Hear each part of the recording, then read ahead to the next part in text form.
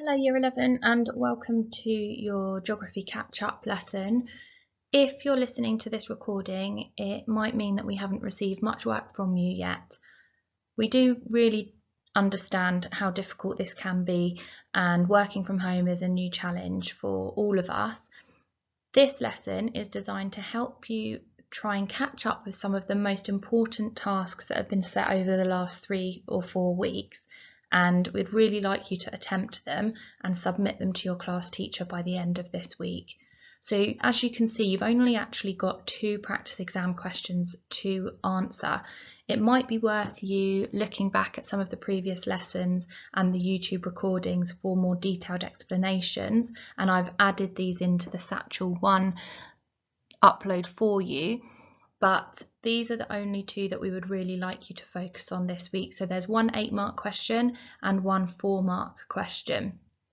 So in this recording, I'm just going to go through how you will go about answering these questions and obviously looking at the content that you'll need in order to understand the topic. So this lesson goes back a few weeks, and I have included the link to the video recording in your Satchel 1 assignment, so you can always click on that and watch the entire lesson for yourself. But what I would like you to do here is I'd like you to just be aware of the positives and negatives in Stratford that have come as a result of the regeneration of this area. So Stratford underwent a lot of regeneration following the Olympics, and regeneration is all about kind of increasing the services, increasing quality of life for people in that area. Now, it has a lot of positives, but also there are some quite significant negatives associated.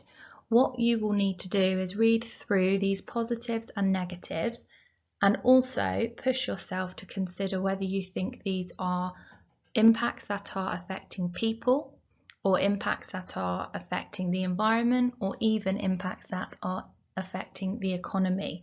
So remembering that this is our social, environmental or economic impacts, and you're going to think about these, and that will help you then answer the next question. So the practice exam question we really want you to answer and submit to your teacher is this. It says, using the example of one major UK city, assess the impacts of regeneration and rebranding on people. So this is specifically now talking about people, so the social impacts. So it says here, remember when talking about impacts, you need to say whether they're social, environmental or economic impacts, and state whether they are either positive or negative. You can also refer to impacts as socio-economic, and this is something that you might need to use in this answer. Socio-economic will be any impacts that impact people and the economy together.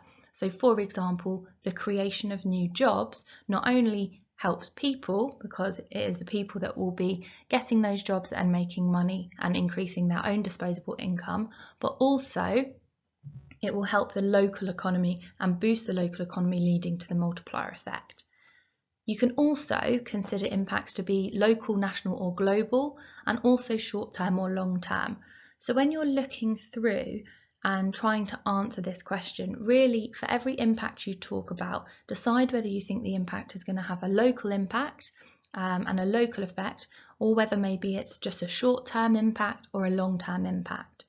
So in this question, you're going to need to probably talk about 2 positive impacts on people, or so social impacts or socio-economic impacts, and probably 2 negatives as well. So as with all 8 markers, we have your AO2 marks, which is worth 4. So even if you just stated 4 different impacts on people or socio-economic impacts, you will get 4 marks. For example, something like this would get you 1 mark. One socio-economic impact of Stratford's regeneration was the Westfield shopping centre and the businesses inside, which created many jobs and income for local people. So that's a positive impact. In order to develop that and then achieve your AO3 marks, you're going to need to say why this was so significant for Stratford. So you could say this is a significant impact of regeneration, as an increase in income will boost the local economy, so that's a local impact, and lead to the multiplier effect, which leads to further long-term increases in wealth. So you can see there in my AO3 point, I've talked about the local impact and also the fact that it will lead to a long-term increase in wealth in that area. So that would be what you'd then need to do is discuss another positive impact and then probably 2 negative impacts. And you can get all of those impacts from the previous slide. The task that we really need you to do to ensure that you have caught up properly with some of the most important elements of this unit is to look at interdependence. And this lesson looked at the interdependence between Turling, which is a rural area, and London, which as we know is an urban area. So interdependence is this dependence of two or more people on two or more people or things on each other. So when 2 or more people rely on one another. So the first task I'd like you to do is use the next 3 slides, which has information from the textbook, and make notes on the following: why someone might want to live in a place like Turling, the population growth of Turling, how London depends on Turling, and how Turling depends on London. So these are the slides with the information you need on. So I'd like you to read through this slide, this one here, which talks about the movement of people from urban to rural areas and vice versa. And then finally, this one that is looking at how London actually depends on areas like Turling. Once you've done that, I'd like you to use all of that information plus some of the key facts in this box on this slide in order to try and answer the question, explain how cities such as London and accessible rural areas such as Turling can depend on each other.